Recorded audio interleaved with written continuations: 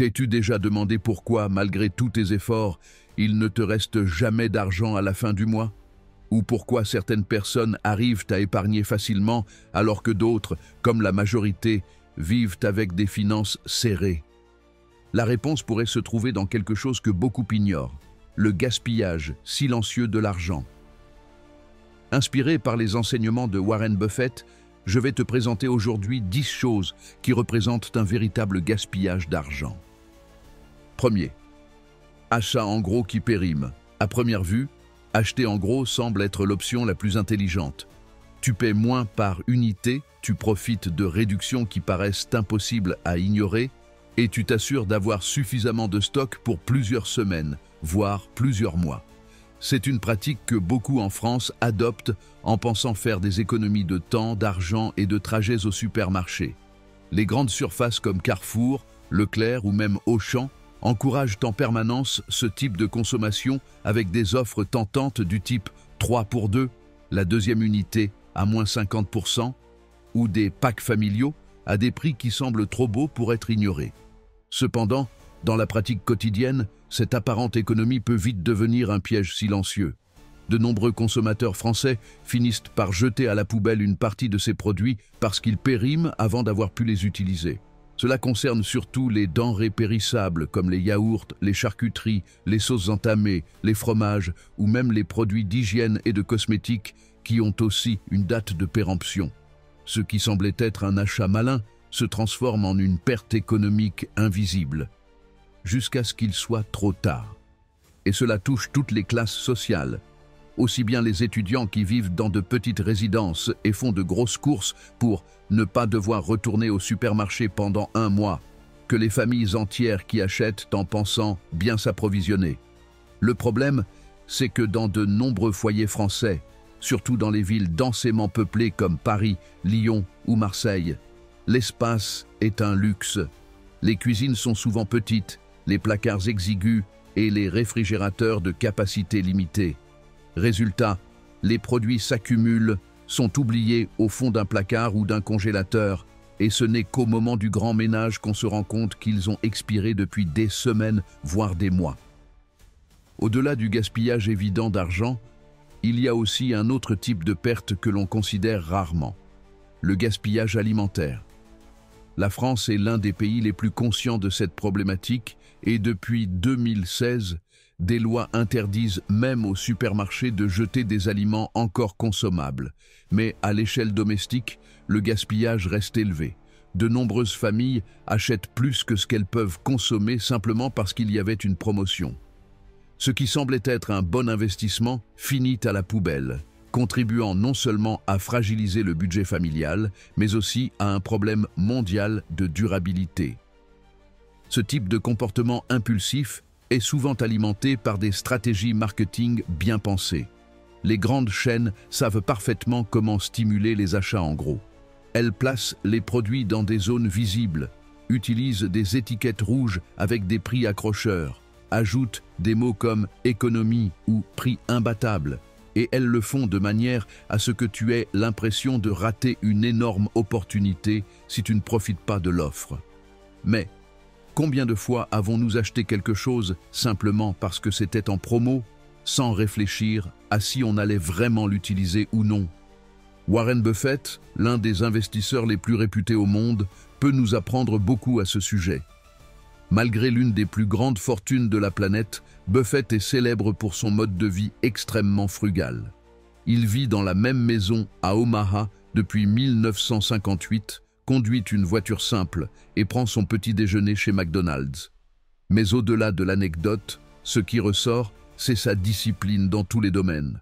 Lorsqu'on lui a demandé s'il achetait en gros, sa réponse a été simple, mais percutante. Il le fait uniquement s'il est sûr de tout consommer. Peu importe si le prix est alléchant, s'il ne va pas l'utiliser, il ne l'achète pas. Cette logique, aussi évidente en théorie, est pourtant oubliée dès qu'on se retrouve face à un rayon rempli de produits en promotion. Buffett ne se laisse ni emporter par l'impulsion, ni par la peur de rater une occasion.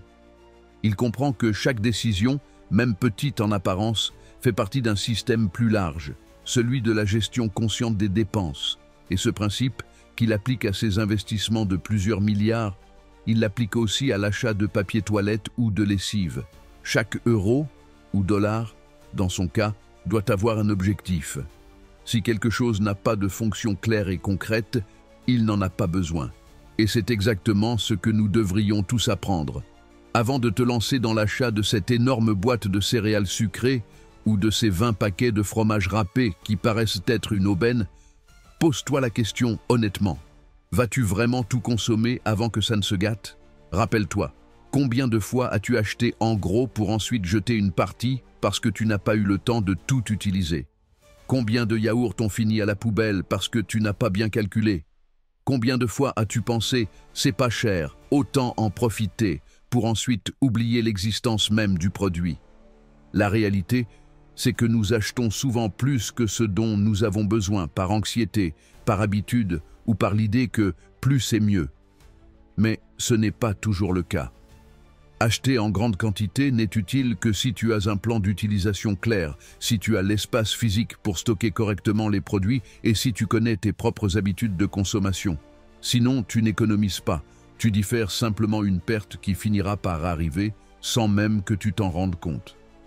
En France, les supermarchés proposent des produits frais avec une date de péremption très courte, surtout dans les rayons frais.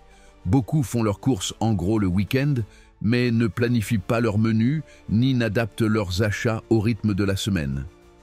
Résultat, beaucoup de nourriture est jetée entre le lundi et le jeudi. Et ce n'est rien comparé aux cosmétiques, des crèmes qui périment en 6 mois, du maquillage qui perd en efficacité, des lotions ouvertes qui se contaminent avec le temps. Tout cela entre aussi dans la catégorie des achats en gros et tout cela se gaspille aussi. Alors, quelle est l'alternative? Le secret est de changer d'approche. Arrêtez de penser en termes de quantité et commencez à penser en termes de qualité et d'utilité. Au lieu de t'exciter à l'idée d'avoir beaucoup pour pas cher, focalise-toi sur ce que tu vas réellement utiliser. Fais-le avec logique, pas avec émotion. Choisis des produits adaptés à ta routine, à ton espace et à ton calendrier. Si tu vis seul, inutile de prendre 24 yaourts à cause d'une promo.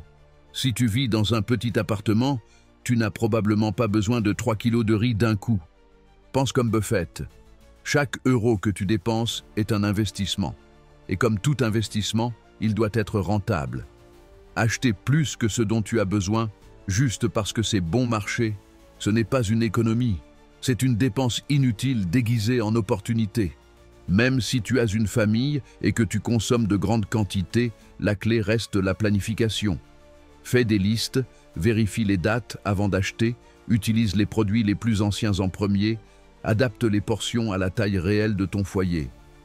Dans bien des cas, un mauvais stockage contribue aussi au gaspillage, produits mal refermés, emballages oubliés, ouverts ou contaminés par l'humidité. Tout cela peut être évité si l'on devient plus conscient de ce qu'on achète et comment on l'utilise. En résumé, ce qui est bon marché peut coûter très cher si on ne le gère pas avec discernement. Il ne s'agit pas de renoncer aux bonnes affaires, mais de comprendre quand une offre vaut vraiment la peine.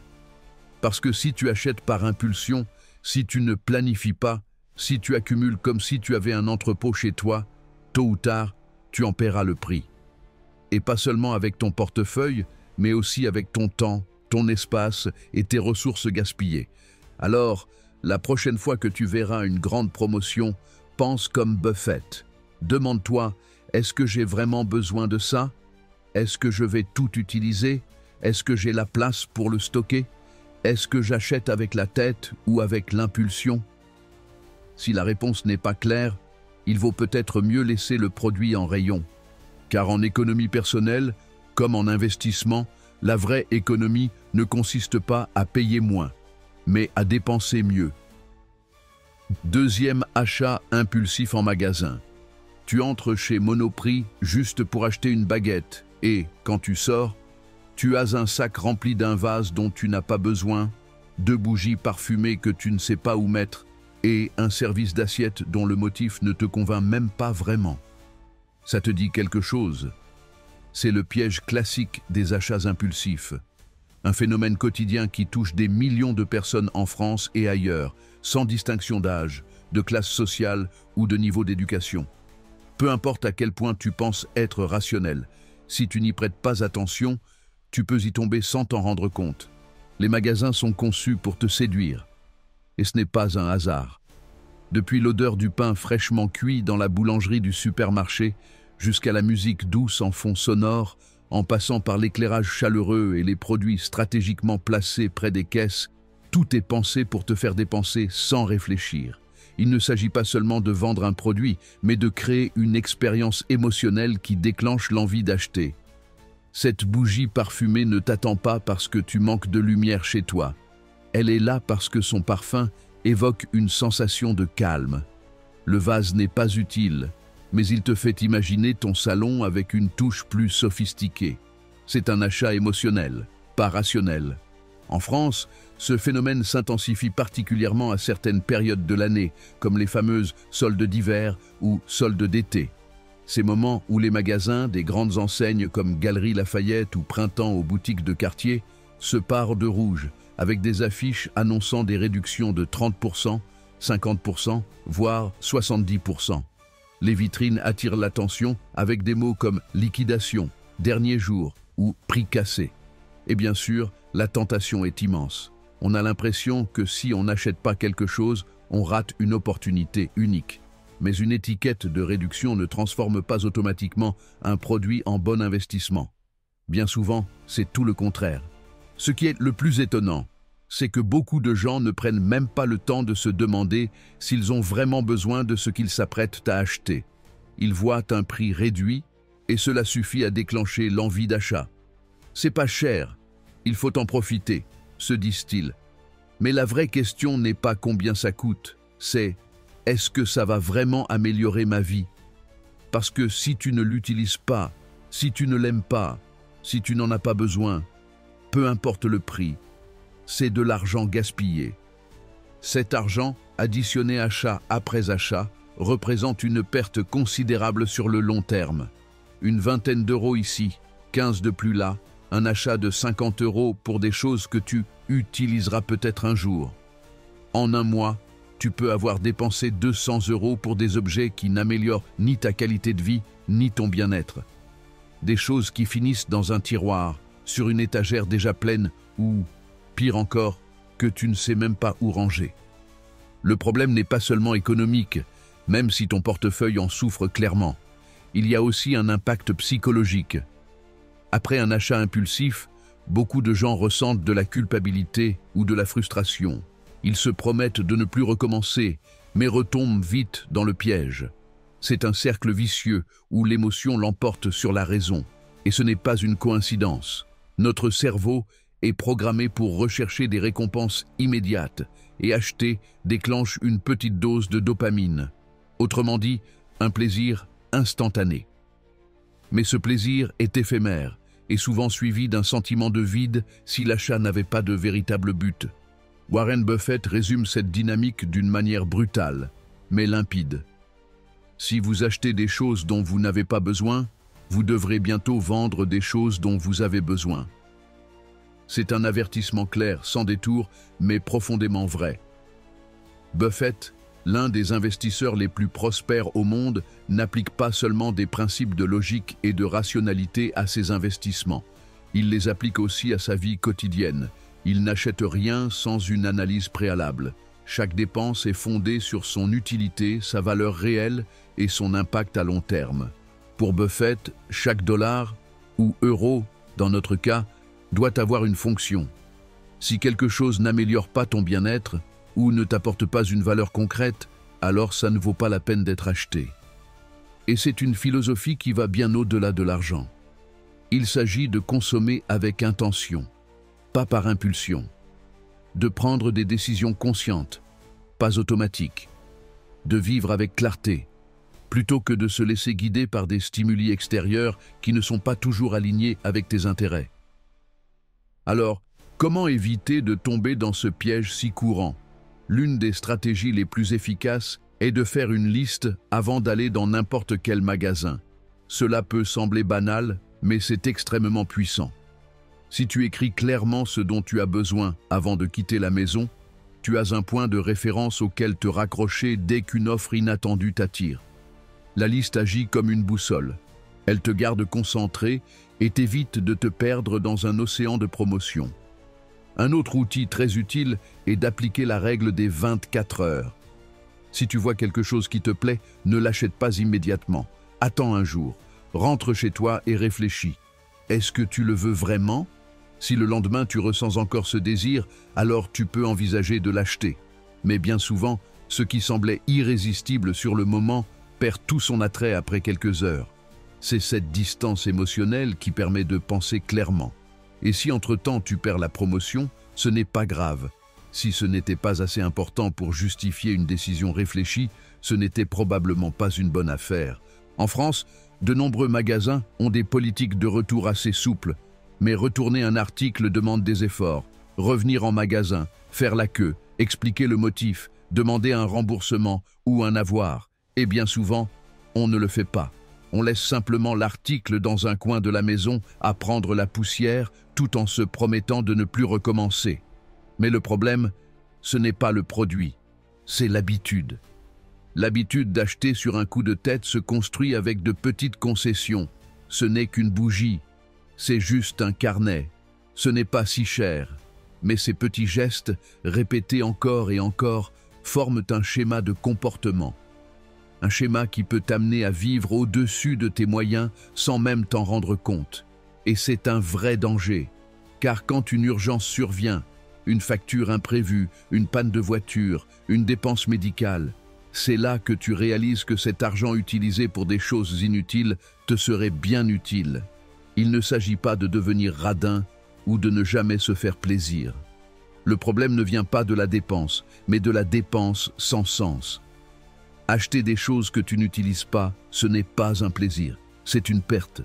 En revanche, dépenser pour quelque chose que tu apprécies vraiment, qui améliore ta vie, qui t'apporte de la valeur, ça peut être un bon investissement.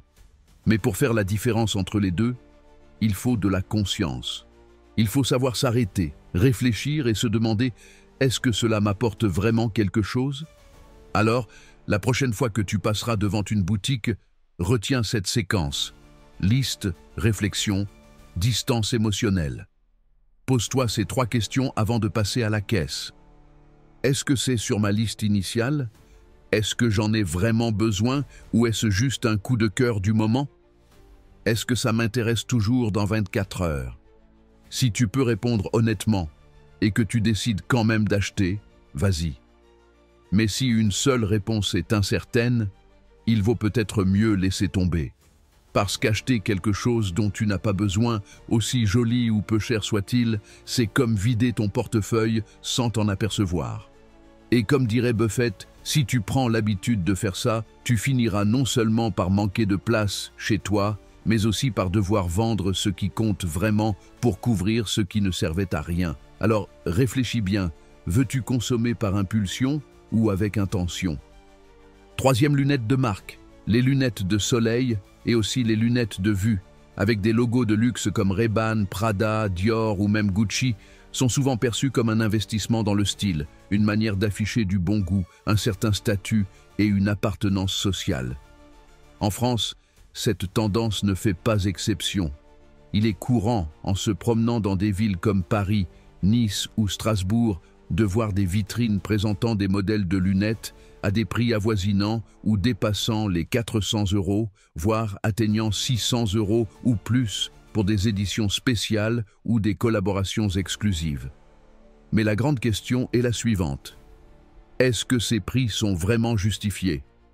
Ce que beaucoup de gens ignorent, c'est que la majorité de ces lunettes si convoitées sont fabriquées par les mêmes mains, dans les mêmes usines, avec les mêmes matériaux et selon les mêmes standards de qualité. Comment est-ce possible ? La réponse tient en un nom, EssilorLuxottica. Ce conglomérat franco-italien détient pratiquement le marché mondial de la lunetterie.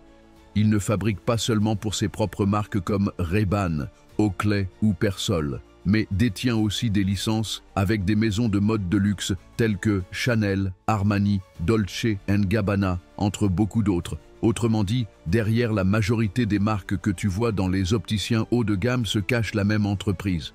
Cela signifie que lorsque tu paies 400 € ou plus pour une paire de lunettes de créateur, tu ne paies pas nécessairement pour une meilleure protection solaire, ni pour des matériaux révolutionnaires, ni pour une ingénierie optique supérieure.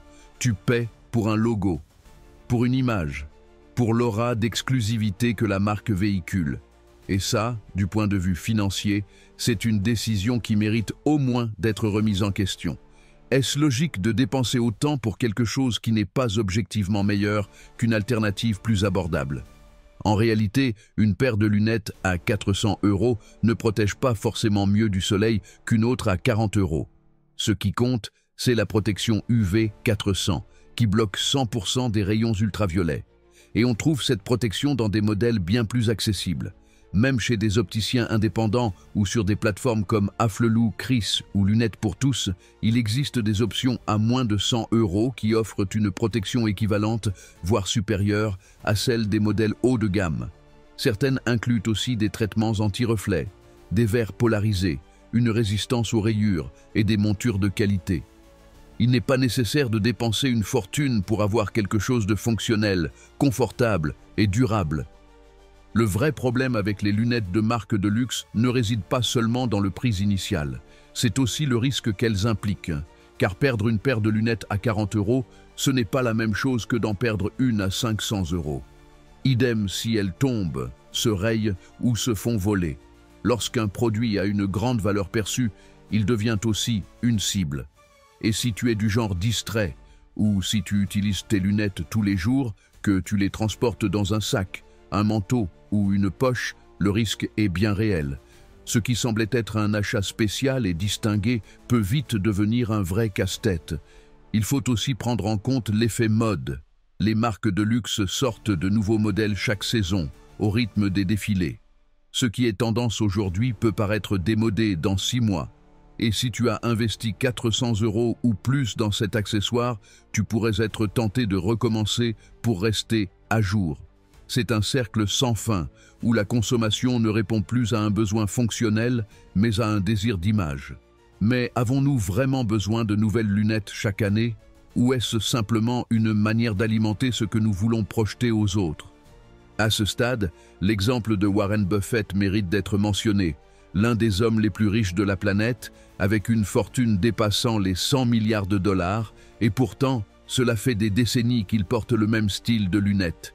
Simple, discrète, fonctionnelle. Rien de tape à l'œil, rien d'ostentatoire. Buffett ne s'intéresse pas au luxe superficiel et n'en a pas besoin pour valider son identité. Il est célèbre pour éviter toute forme de consommation ostentatoire. Il ne porte pas de montres coûteuses, pas de costumes sur mesure, ni de voitures de luxe. Si quelque chose remplit sa fonction, pourquoi le changer? Cette logique, aussi évidente qu'elle puisse paraître, est presque révolutionnaire dans un monde qui pousse constamment à l'excès. La mentalité minimaliste de Buffett n'est pas une posture. C'est une véritable philosophie de vie, qu'il applique aussi bien à ses décisions financières qu'à sa consommation quotidienne. Il ne s'agit pas de se priver du plaisir d'avoir de belles choses, mais de se demander si on en a vraiment besoin.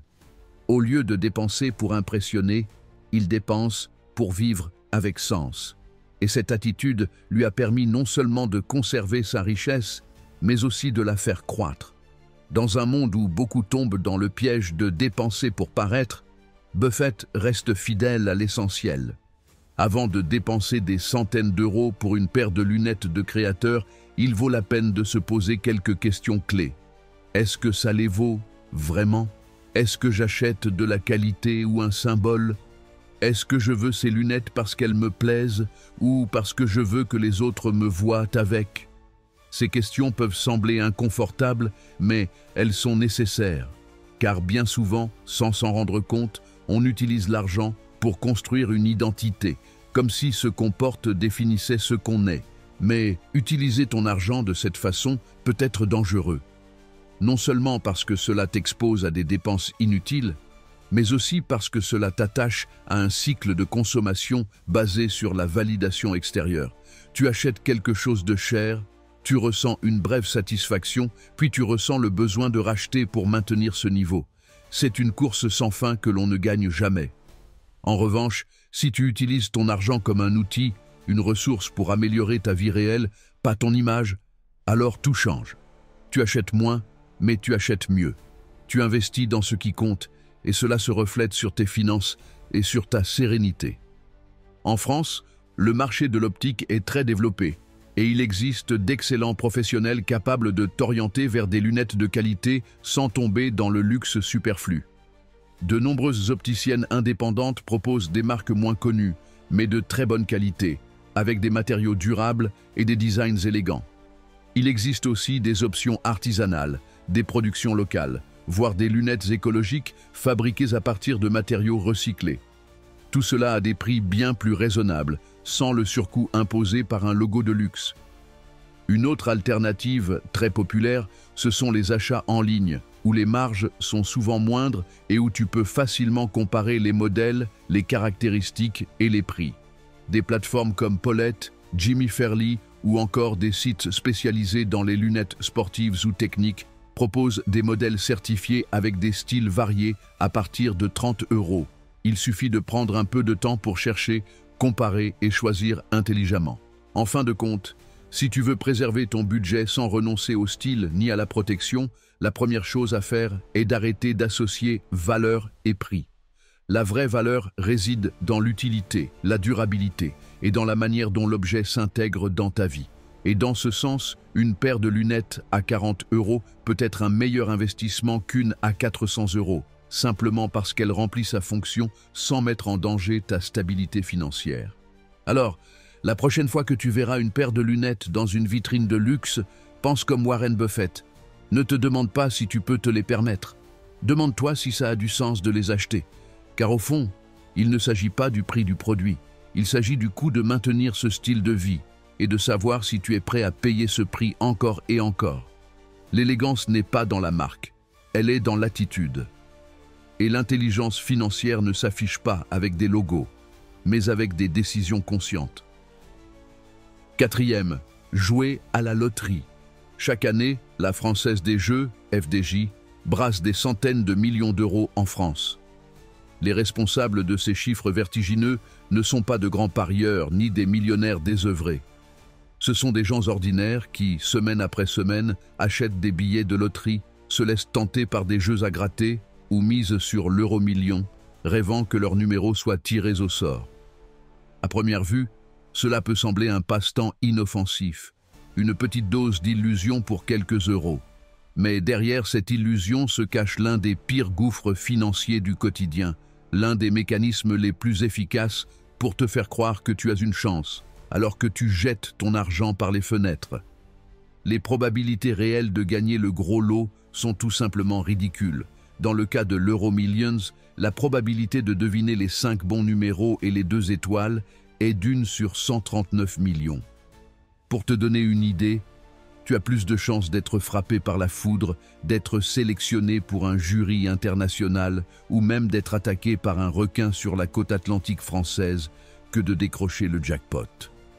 Mais ce qu'il y a de plus pervers avec la loterie, c'est que même en sachant cela, beaucoup continuent de jouer.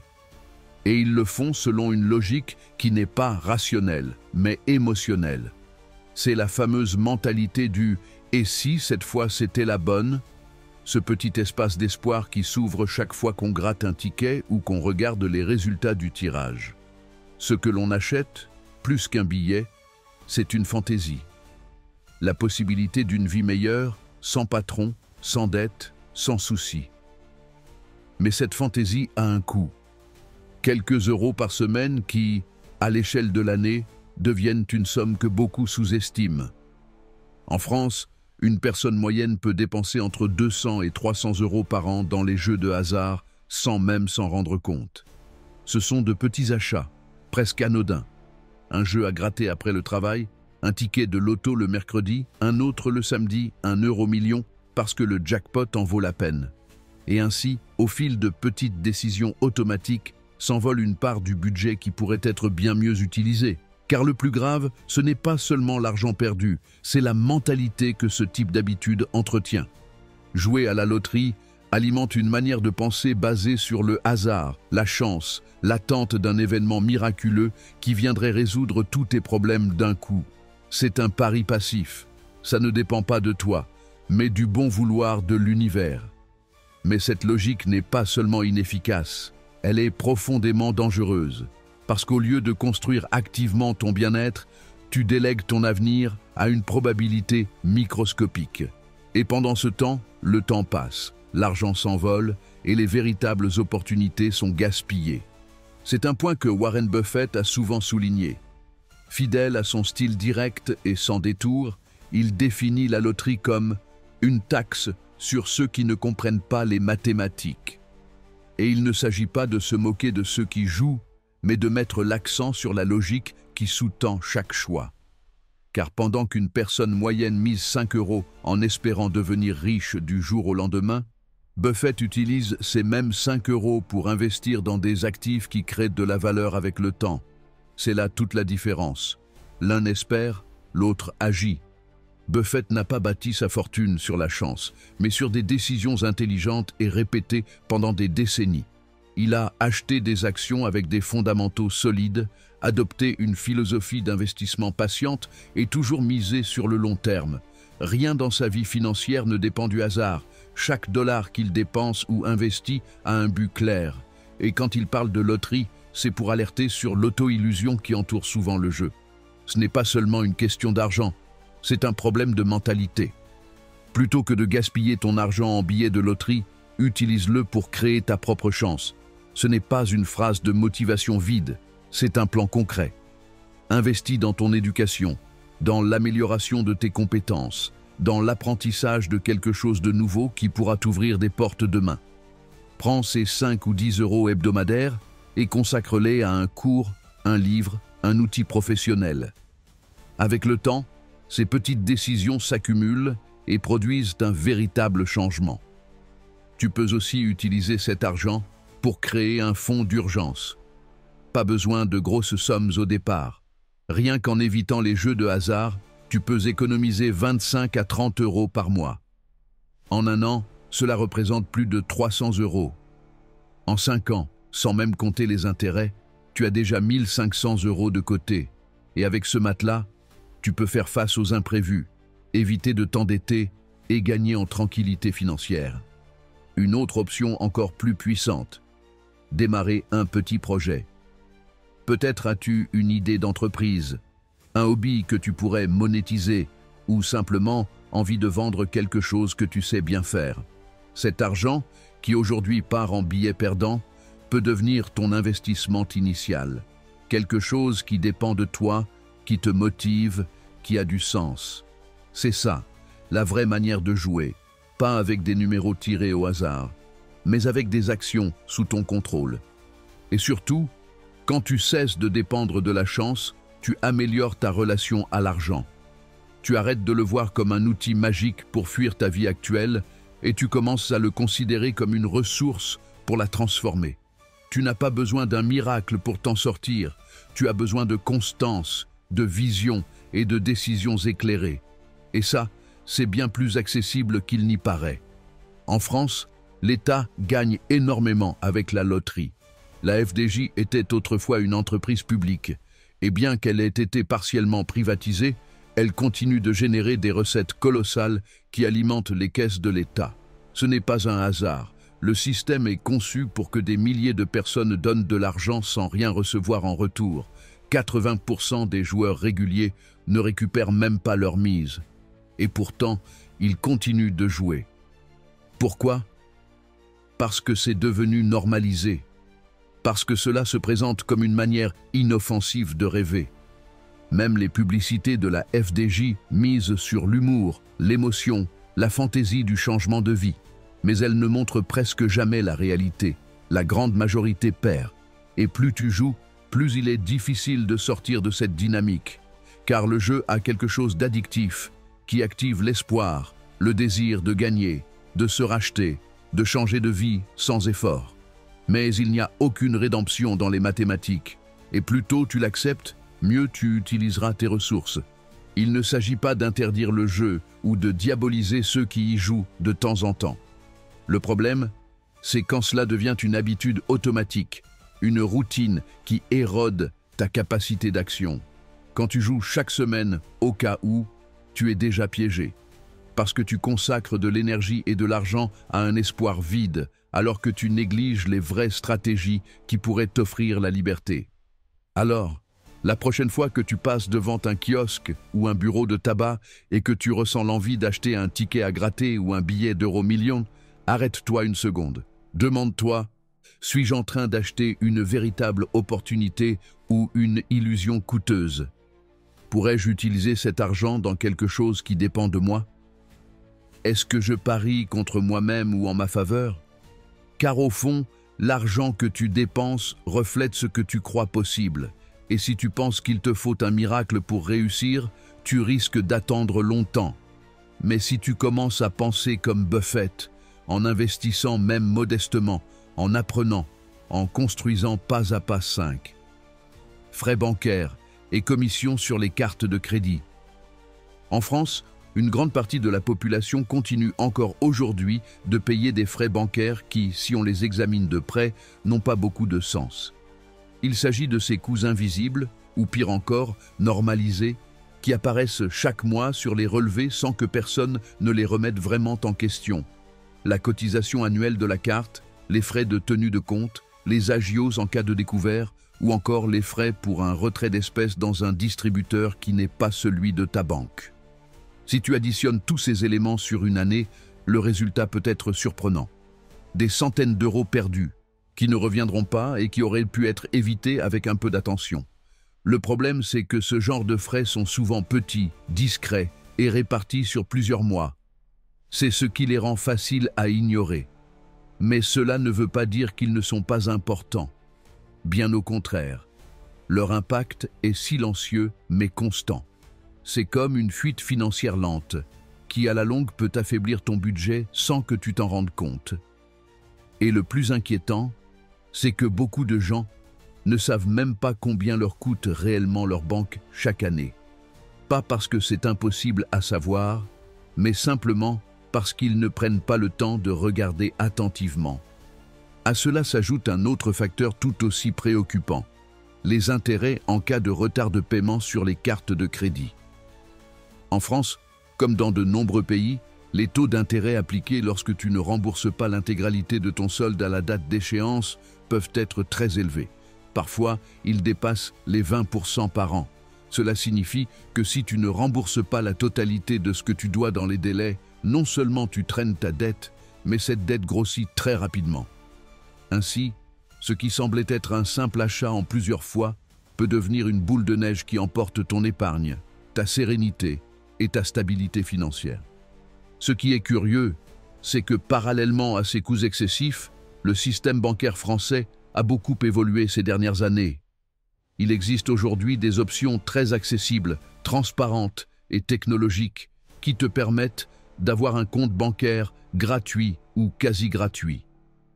Des plateformes comme N26, Revolut, Boursorama Bank, Hello Bank ou Fortuneo offrent des comptes sans frais de tenue, des cartes sans cotisation annuelle et des opérations internationales à des taux très compétitifs. Et tout cela gérable depuis une application mobile, sans jamais avoir besoin de se rendre en agence. Alors la question est inévitable. Pourquoi tant de gens continuent-ils à payer des frais inutiles dans des banques traditionnelles comme BNP Paribas, Crédit Agricole, Société Générale ou la Banque Postale? La réponse tient plus à la psychologie qu'à la logique. D'un côté, il y a l'habitude. Beaucoup de personnes ont ouvert leur compte il y a des années. Parfois, ce sont même leurs parents qui l'ont ouvert et n'ont jamais envisagé de changer. De l'autre, il y a la peur du changement, une impression d'insécurité face à l'inconnu ou la croyance que changer de banque est compliqué, lent ou risqué. Cette fidélité mal placée coûte cher à beaucoup de monde, car dans la pratique, on paie pour des services que l'on n'utilise même pas. Tu connais sûrement ce cas, un compte qui prélève une cotisation mensuelle même sans découvert, une carte premium avec des avantages que tu n'utilises jamais, une assurance liée que tu ne savais même pas avoir. tout cela s'accumule. Et le pire, c'est que beaucoup de gens ne font rien, simplement parce que ça a toujours été comme ça. Warren Buffett a une vision très claire de l'argent. Chaque euro qui part sans générer de valeur est un euro perdu.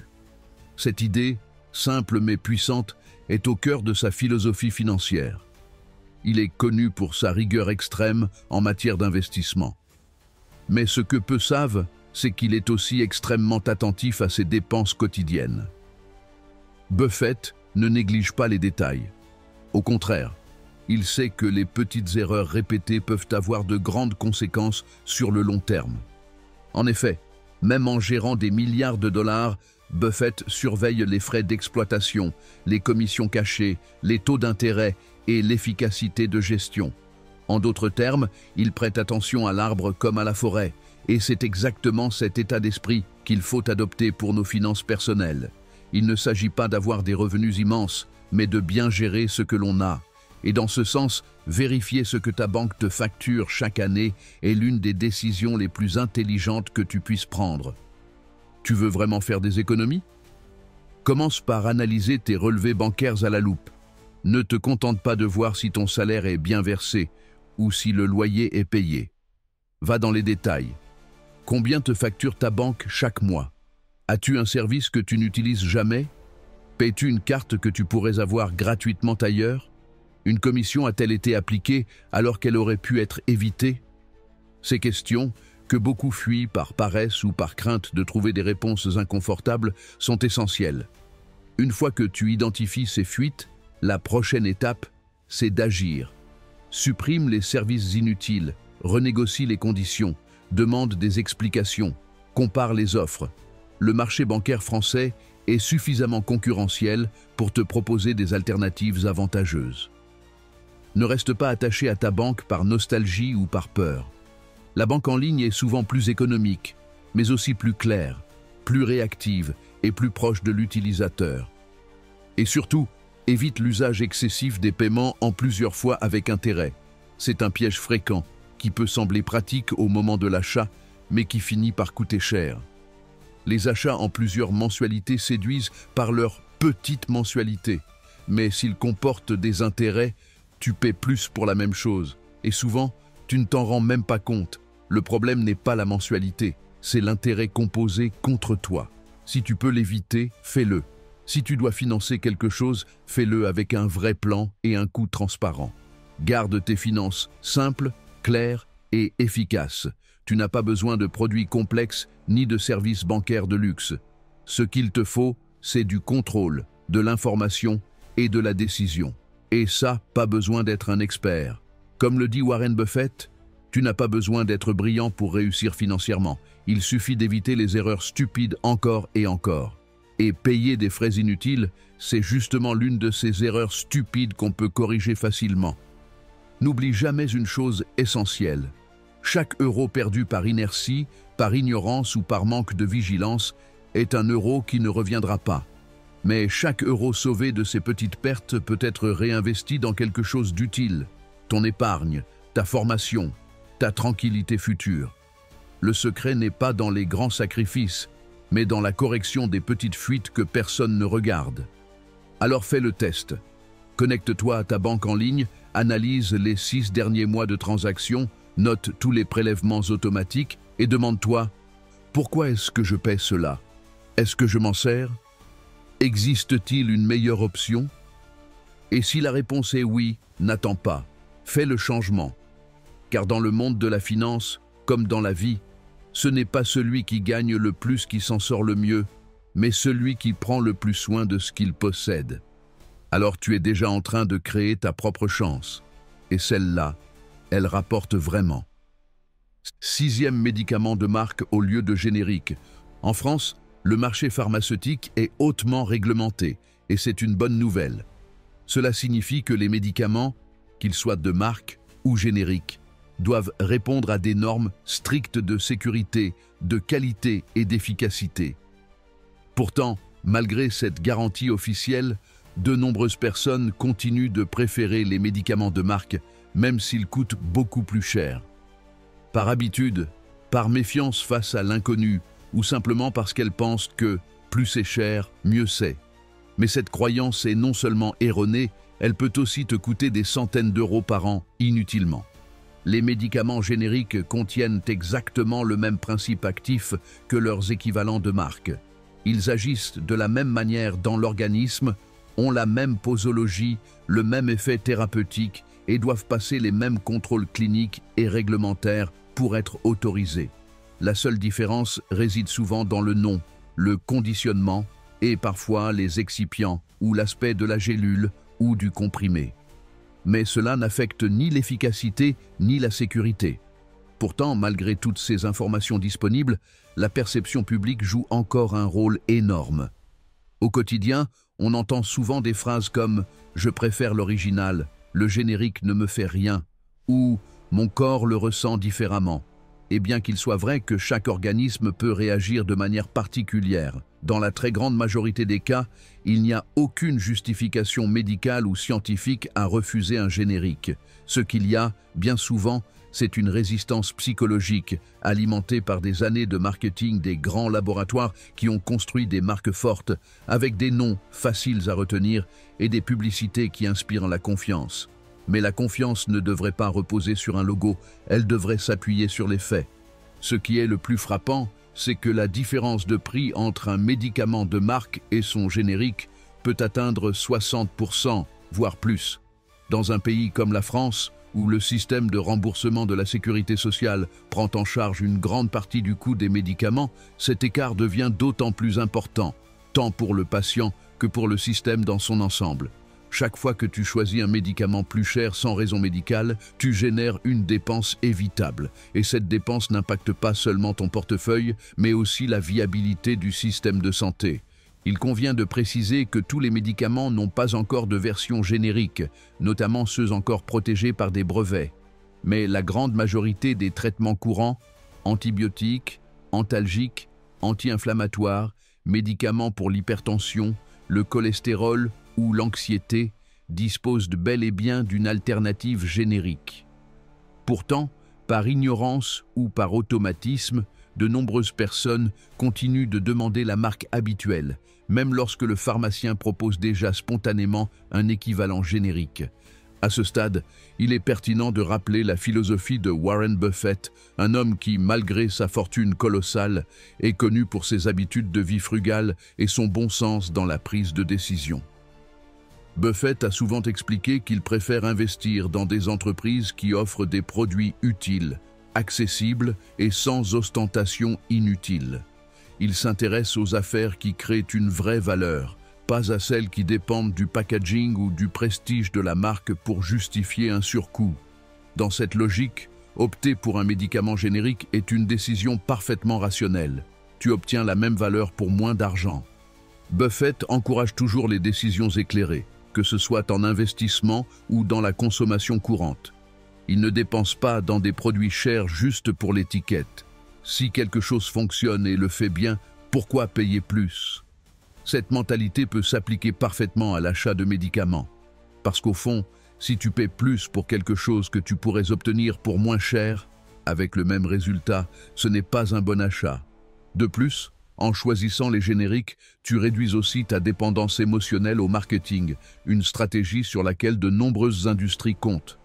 La consommation irrationnelle, fondée sur une confiance aveugle dans une marque, produit des comportements préjudiciables pour le consommateur. Et dans le domaine de la santé, c'est encore plus délicat, car les émotions sont très présentes. Quand on est malade ou inquiet, on cherche souvent le meilleur, même si cela implique payer beaucoup plus. Mais ici, le meilleur n'est pas le plus cher, c'est ce qui est le plus efficace et le plus accessible. Un autre aspect à ne pas négliger est l'impact cumulé. Tu pourrais penser que payer 5 ou 10 euros de plus pour un médicament, ce n'est pas dramatique. Mais si tu prends des médicaments régulièrement, si tu as des enfants, ou si un proche âgé suit un traitement prolongé, le coût total peut vite grimper. En un an, cela peut représenter des centaines d'euros supplémentaires, dépensés sans aucun bénéfice médical supplémentaire. En France, les pharmaciens ont l'obligation de proposer un générique dès que c'est possible, sauf si le médecin l'a interdit explicitement sur l'ordonnance. Mais c'est toujours le patient qui a le dernier mot. Beaucoup acceptent, sans souci, D'autres refusent systématiquement. C'est pourquoi il est essentiel de s'informer, de poser des questions, de comprendre le fonctionnement du système et de reprendre le contrôle des décisions qui touchent à ta santé et à ton budget. Il est aussi utile de parler au médecin. Si tu as des doutes sur un générique, n'hésite pas à lui poser la question. De nombreux professionnels prescrivent déjà la dénomination commune internationale, DCI, plutôt que le nom commercial, justement pour encourager l'usage de génériques. Mais s'ils ne le font pas, tu peux toi-même le demander. Dans la grande majorité des cas, il n'y a aucune objection médicale, et si c'est le cas, le médecin te l'expliquera. Choisir les génériques, ce n'est pas être radin avec sa santé. Bien au contraire, c'est prendre soin de soi intelligemment, en accédant aux traitements nécessaires sans gaspiller d'argent. La santé est fondamentale, bien sûr, mais ta stabilité financière l'est tout autant. Prendre le bon médicament ne sert à rien si ensuite tu n'arrives pas à payer ton loyer. Une économie domestique saine, ça fait aussi partie du bien-être global. La prochaine fois que tu achètes des médicaments, fais ce petit exercice. Demande s'il existe une version générique. Compare le prix sur le ticket ou dans l'appli de ta mutuelle. Vérifie s'il y a une réelle différence fonctionnelle. Prends ta décision en te basant sur des faits, pas sur des marques. Avec ce simple réflexe, non seulement tu fais des économies, mais tu développes aussi un mode de consommation rationnel et conscient qui te servira dans bien d'autres domaines. Parce que si tu apprends à remettre en question les surcoûts en pharmacie, tu commenceras aussi à le faire avec d'autres produits, alimentation, vêtements, technologie, services, et ainsi, petit à petit, tu construis une relation plus saine avec ton argent. En conclusion, ne laisse pas le prestige d'une étiquette te faire dépenser inutilement. Choisis ce qui fonctionne, ce qui est approuvé, ce qui prend soin de toi et de ton portefeuille. C'est aussi ça, l'intelligence financière. Buffett l'a compris, et il ne paie pas plus pour un logo. Et toi non plus, tu ne devrais pas. 7. Dépenses en boissons au restaurant. Sortir manger en France peut être une expérience merveilleuse. La gastronomie française fait partie des plus réputées au monde, avec ses plats emblématiques, ses ingrédients frais et ses techniques raffinées. Mais s'il y a un détail qui peut faire grimper l'addition sans que tu t'en rendes compte immédiatement, c'est la consommation de boissons au restaurant. En particulier lorsqu'il s'agit de vin, de cocktails ou même d'eau en bouteille, les prix peuvent augmenter en quelques minutes. Et même si beaucoup justifient ces dépenses au nom de l'expérience ou du plaisir, la réalité est que les marges bénéficiaires sur les boissons sont extrêmement élevées, et dans bien des cas, difficiles à justifier d'un point de vue financier. La France est sans aucun doute un pays avec une culture viticole profonde. De Bordeaux à la Bourgogne, en passant par la vallée de la Loire ou la région de Champagne, le vin est plus qu'une boisson, c'est une part de l'identité nationale. Il n'est pas rare qu'en s'asseyant dans un restaurant à Paris, Lyon ou Marseille, le serveur propose un verre de vin maison à 10, 12 voire 15 euros. Et si on est de passage ou si l'on veut vivre l'expérience à fond, on accepte souvent sans trop réfléchir. Mais il faut considérer une chose essentielle. Ce même verre provient d'une bouteille qu'on pourrait acheter au supermarché pour moins de 8 euros, voire 5. Il en va de même pour les cocktails. Un mojito, un spritz ou une caipirinha dans un bar du Marais ou de Saint-Germain peut facilement coûter entre 12 et 18 euros, et cela sans compter le pourboire. Bien sûr, il y a un service, une ambiance, peut-être une terrasse agréable ou de la musique en direct, mais cela reste un prix élevé pour une boisson que tu pourrais préparer chez toi pour une fraction du coût. Et le plus frappant, c'est que les boissons représentent souvent une part disproportionnée du total de l'addition.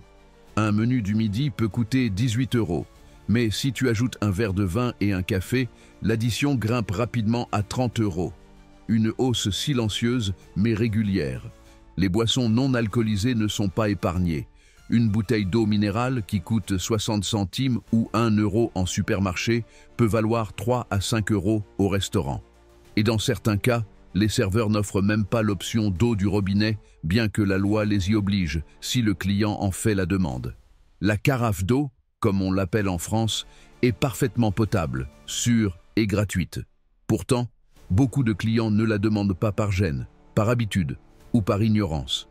Résultat, ils paient de plus pour quelque chose qu'ils pourraient obtenir gratuitement. Il faut comprendre que le secteur de la restauration en France, comme dans de nombreux autres pays, utilise les boissons comme une source de rentabilité clé. Les marges sur la nourriture sont bien plus étroites, en raison du coût des ingrédients, du personnel et de la logistique. En revanche, les boissons permettent de réaliser des bénéfices rapides avec peu d'efforts. C'est pourquoi les restaurants encouragent leur consommation. Menus, vins compris, suggestions de cocktails en apéritif ou positionnement des boissons en début de carte. Tout est pensé pour que tu consommes sans vraiment t'en rendre compte. Et cela ne signifie pas qu'il est mal de commander une boisson si tu en as envie. Le problème, c'est quand cela devient une dépense systématique, automatique, irréfléchie, qui se répète à chaque sortie. Parce que si tu sors une fois par semaine et que tu dépenses à chaque fois 10 € en boisson, cela représente 40 € par mois, soit près de 500 € par an, rien qu'en liquide. Est-ce vraiment justifié? Cette réflexion rejoint parfaitement la philosophie de Warren Buffett, un homme qui sait faire la différence entre dépenser et gaspiller. Buffett est célèbre pour sa gestion rigoureuse des dépenses, même dans des contextes où d'autres se laisseraient facilement emporter par le luxe ou l'impulsion. Lorsqu'il s'agit de dîners ou d'événements sociaux, il n'a aucun problème à participer, mais évite les consommations inutiles, surtout quand il s'agit de choses qui n'apportent aucune valeur à long terme. Plutôt que de dépenser son argent dans de l'alcool ou des boissons coûteuses, il préfère investir ses ressources dans des expériences ou des biens avec un objectif concret. Cela ne veut pas dire que Buffett est un ascète ou qu'il ne se fait jamais plaisir. Mais ses décisions sont toujours guidées par un principe clair. L'argent doit être utilisé avec intention. Et lorsque ce principe s'applique à quelque chose d'aussi banal que de commander une boisson au restaurant, la différence saute aux yeux. Au lieu de payer 15 € pour un verre de vin éphémère, tu pourrais utiliser cet argent pour quelque chose de plus durable. Une épargne, un livre, un outil de travail ou même un repas plus complet une autre fois. En France, il existe de nombreuses façons de profiter de la gastronomie sans faire exploser la note à cause des boissons. Par exemple, si tu veux déguster un bon vin, tu peux acheter une excellente bouteille dans une cave ou un supermarché pour un prix bien inférieur à celui d'un restaurant. Il existe même des boutiques spécialisées qui conseillent selon tes goûts et ton budget. Ainsi, tu peux apprécier un bon vin chez toi, en bonne compagnie, sans payer trop cher. Une autre stratégie efficace est de demander de l'eau du robinet, ce qui, comme mentionné, est légal, gratuit et culturellement accepté en France, même si certains serveurs peuvent te lancer un regard étonné. Si tu te sens mal à l'aise, demande simplement une carafe d'eau, s'il vous plaît, avec assurance. Tu verras la différence sur l'addition et surtout, tu n'auras rien perdu de l'expérience gastronomique. Tu peux aussi partager une bouteille au lieu de prendre des verres séparés. Bien souvent, 2 verres coûtent presque autant qu'une bouteille entière. Et si tu es accompagné, c'est économiquement plus logique. Idem pour les cocktails. Au lieu d'en commander un chacun, vous pouvez en partager un seul, ou choisir une boisson sans alcool plus abordable. Si tu es en vacances ou pour une occasion spéciale, tu peux bien sûr te permettre le plaisir. Mais si tu manges souvent au restaurant, pour le travail, par confort ou par habitude, surveiller la dépense en boisson peut t'aider à garder le contrôle de ton budget, sans sacrifier ni la qualité ni le plaisir. Il ne s'agit pas de se priver, mais de détecter les petites fuites d'argent qui ne rapportent pas autant qu'on le croit. Car au fond, le problème n'est pas un verre de vin de temps en temps. Le problème, c'est l'accumulation de petites dépenses répétées sans remise en question. Et ce schéma, s'il n'est pas corrigé, peut avoir un réel impact sur tes finances personnelles. Comme le dirait Buffett, pas besoin d'être brillant pour réussir financièrement, il suffit d'éviter de répéter des erreurs stupides. Et commander des boissons chères sans réfléchir en fait partie. Alors, la prochaine fois que tu es au restaurant et que le serveur arrive avec la carte des boissons, prends une respiration et réfléchis avec lucidité. As-tu vraiment besoin de ce verre? Ou est-ce qu'on te le suggère simplement parce que c'est la norme? Est-ce un choix libre ou une réaction automatique? Parce que très souvent, le simple fait de réfléchir change déjà la décision. Choisir une bouteille plus abordable, partager entre deux, ou simplement demander de l'eau peut sembler anodin, mais à long terme, cela fait une réelle différence. Et si tu apprends à appliquer cette logique dans ce domaine, tu pourras aussi le faire dans d'autres: vêtements, technologie, transport, abonnement. Il s'agit de développer une habitude, consommer avec discernement, pas par impulsion. En résumé, profiter de la gastronomie française ne signifie pas devoir trop dépenser en boissons. Tu peux savourer un bon plat, passer une belle soirée et ressortir satisfait sans ajouter des consommations qui n'apportent pas une réelle valeur. La clé, c'est la modération, l'information et la conscience. C'est ce qui transforme une expérience culinaire en un choix intelligent. 8. Vêtements et accessoires que tu n'aimes pas. Faire du shopping en France peut être toute une expérience. Des avenues emblématiques de Paris, comme les Champs-Élysées ou la rue Saint-Honoré, aux charmantes boutiques du Marais ou au marché de province, le pays offre un éventail infini de possibilités pour renouveler sa garde-robe. De plus, pendant les soldes d'hiver et soldes d'été, les vitrines se remplissent de promotions, d'étiquettes rouges, de mannequins habillés selon la dernière tendance et d'une atmosphère qui t'invite, presque sans t'en rendre compte, à acheter sur un coup de tête. Le problème survient quand ce vêtement qui semblait irrésistible dans la cabine d'essayage ou sur le cintre avec une réduction de 50%, finit au fond du placard sans jamais avoir été porté. Et non pas parce qu'il est abîmé, ni parce qu'il est de mauvaise qualité. Simplement parce que tu ne l'aimais pas vraiment. Peut-être t'es-tu convaincu sur le moment parce qu'il n'était pas cher, parce que la vendeuse insistait, parce que tout le monde porte ça, ou parce que tu as eu peur de regretter si tu ne l'achetais pas. Mais avec le temps, tu t'es rendu compte que ce vêtement n'était pas fait pour toi. Et là, il reste, occupant de l'espace, prenant la poussière, te rappelant qu'une bonne affaire n'est pas toujours un bon choix. Cette situation, loin d'être exceptionnelle, arrive à des milliers de personnes chaque saison. Et il ne s'agit pas seulement d'un chemisier, d'une paire de chaussures ou d'une ceinture. C'est une façon de consommer sans intention. Acheter pour combler un vide, pour tuer l'ennui, pour ressentir une fausse sensation de contrôle.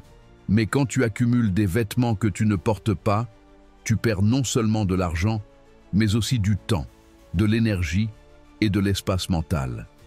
Chaque vêtement que tu n'aimes pas et qui reste suspendu dans ton armoire est un petit rappel d'une décision mal prise. En France, où le style personnel et la mode ont une importance culturelle forte, il est facile de céder à la pression de suivre les tendances. Les médias, les réseaux sociaux, les influenceurs et les magazines de mode poussent constamment de nouvelles collections, des couleurs de saison, des coupes à la mode, des styles qu'il faut adopter si tu veux être à jour. Mais la vérité, c'est que suivre la mode sans avoir de critères personnels, c'est une recette garantie pour dépenser trop dans des choses qui ne te représentent pas.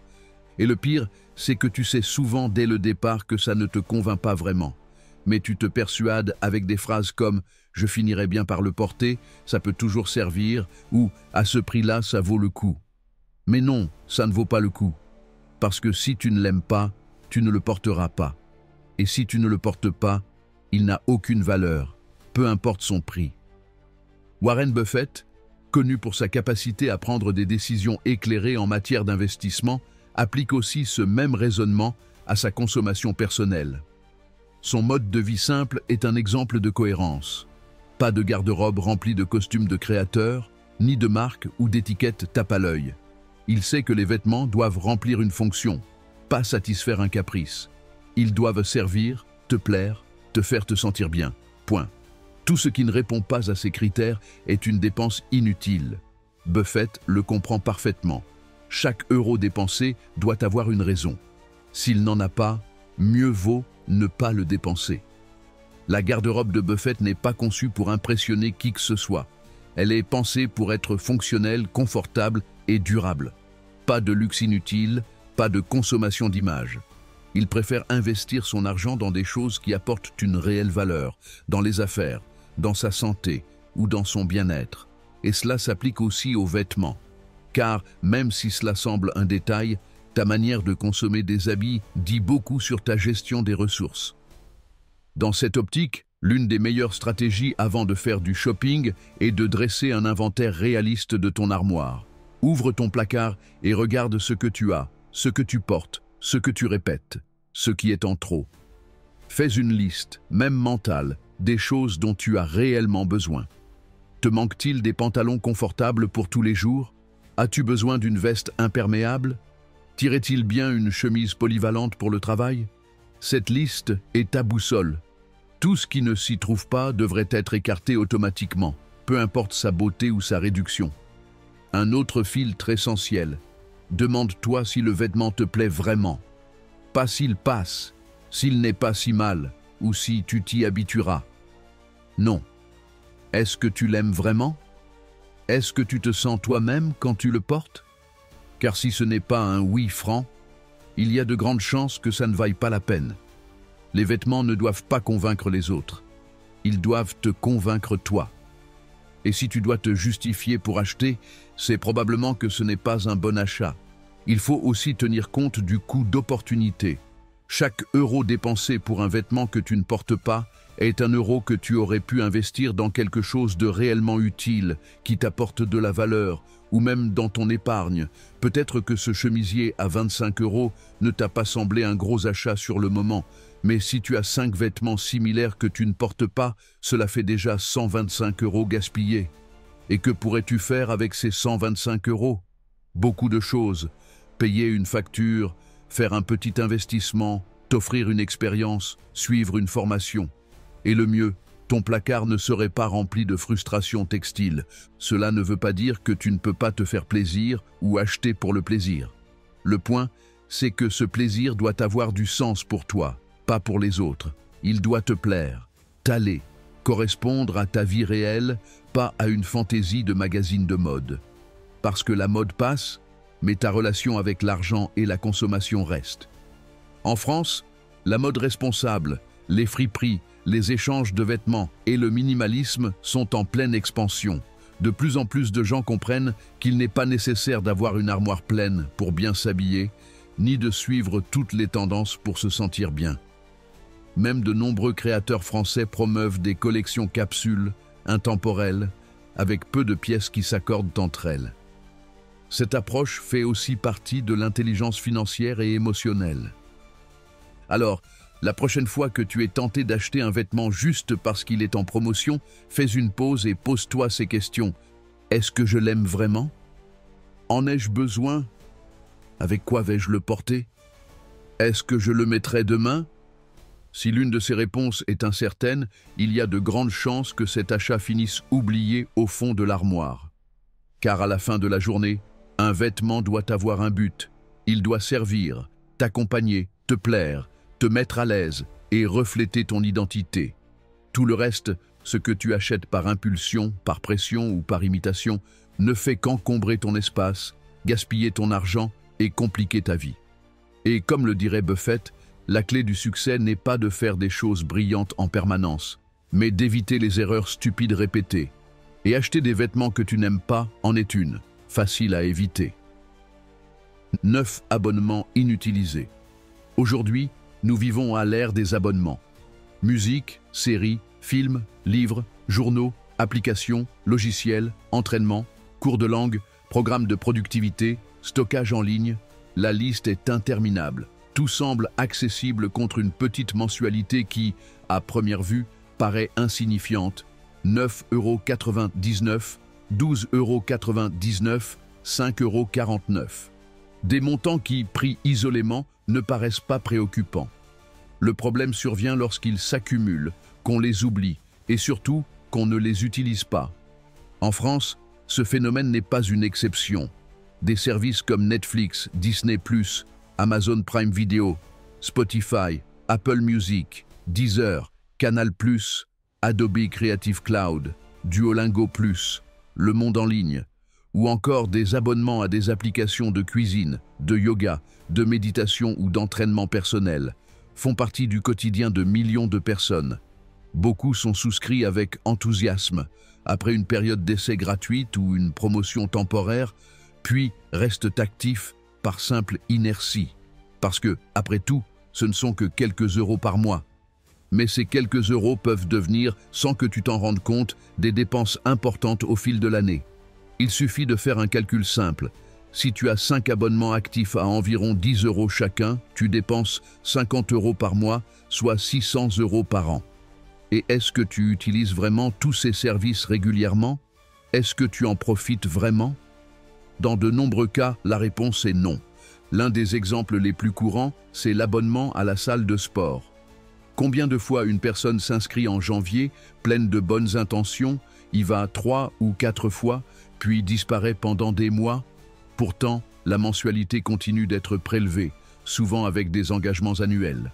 C'est une dépense fixe, sans aucun bénéfice si elle n'est pas utilisée et qui est souvent maintenue par paresse, culpabilité ou l'espoir de revenir un jour. Il en va de même pour les abonnements à des magazines numériques, des journaux que tu ne lis plus, des plateformes logicielles que tu n'utilises plus ou des applis que tu as testées une fois puis oubliées. Le modèle économique de beaucoup de ces entreprises repose justement sur cela.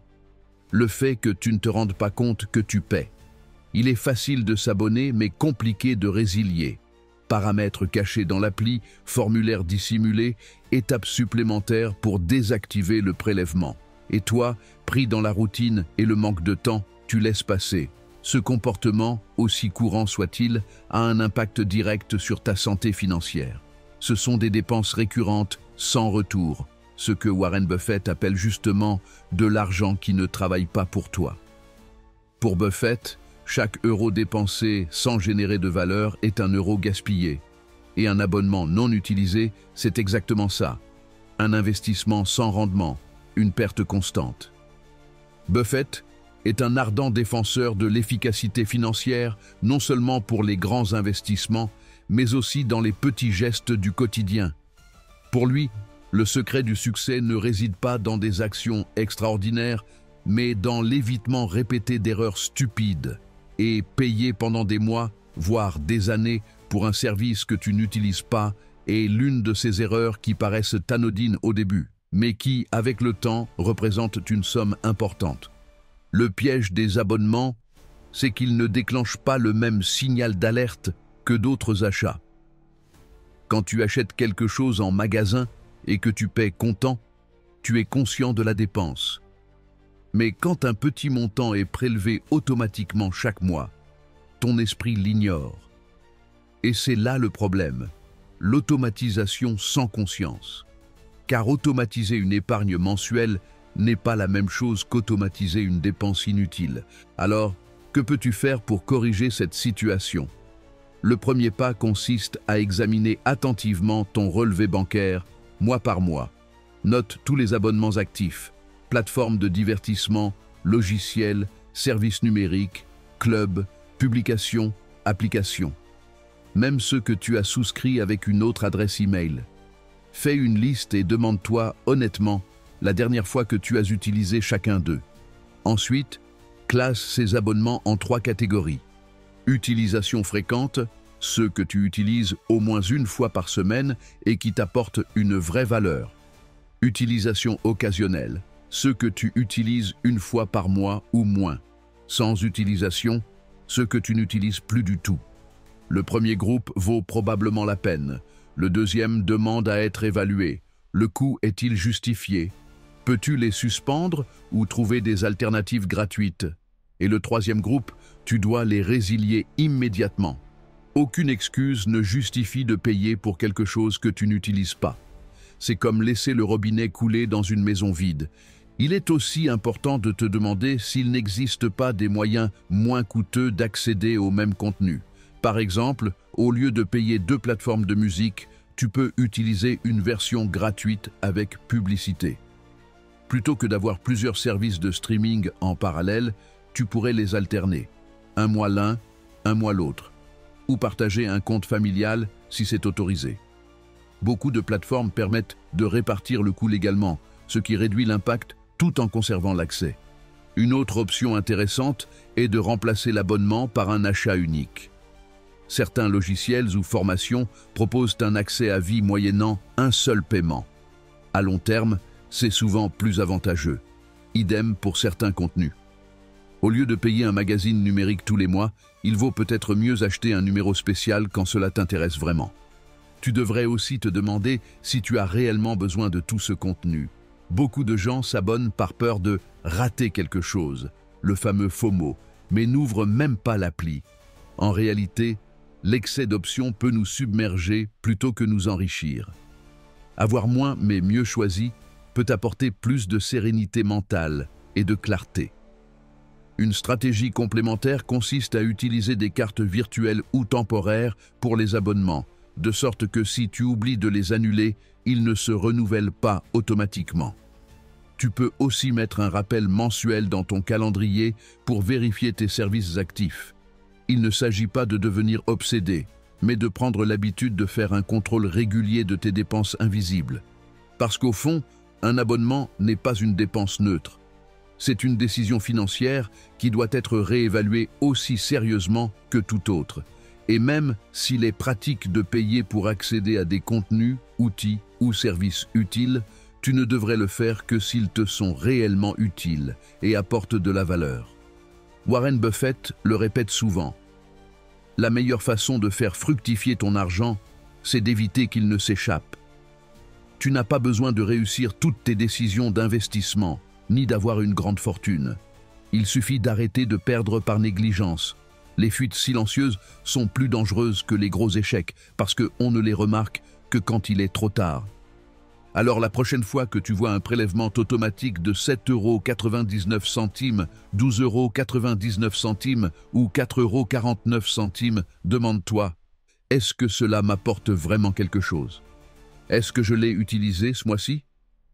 Est-ce que je pourrais vivre parfaitement sans? Si la réponse est oui, résilie l'abonnement. Pas avec culpabilité, mais avec lucidité. Chaque euro libéré d'un abonnement inutile est un euro que tu peux utiliser pour épargner, investir, apprendre, profiter ou simplement te détendre avec moins de soucis. Parce que l'argent, comme le temps, ne se récupère pas quand il est mal dépensé. Et éviter les dépenses inutiles est peut-être la façon la plus simple d'améliorer ta vie sans faire de grands sacrifices. 10e Wi-Fi payant dans les hôtels. En 2025, on pourrait penser que l'accès à Internet devrait être un service de base, aussi essentiel que l'eau chaude ou des draps propres dans une chambre d'hôtel. Pourtant, en France, il existe encore des hôtels, en particulier ceux de gamme moyenne à élevée et certains établissements de luxe, qui continuent de facturer un supplément pour le Wi-Fi. Et même si ce coût peut paraître minime, 5, 10, voire 15 € par jour, il s'accumule rapidement, surtout si tu voyages pour le travail ou que tu restes plusieurs nuits. L'ironie est frappante. Tu paies une chambre chère dans un hôtel 3, 4 ou même 5 étoiles, et à l'arrivée, tu découvres que la connexion Internet n'est pas incluse. Tu dois payer en plus ou te contenter d'une version basique du Wi-Fi à peine suffisante pour envoyer des emails. Et si tu dois travailler, faire des visioconférences, téléverser des fichiers ou simplement regarder une série avant de dormir, tu es contraint de payer un supplément journalier pour un service qui, dans beaucoup d'hébergements plus modestes, est offert gratuitement.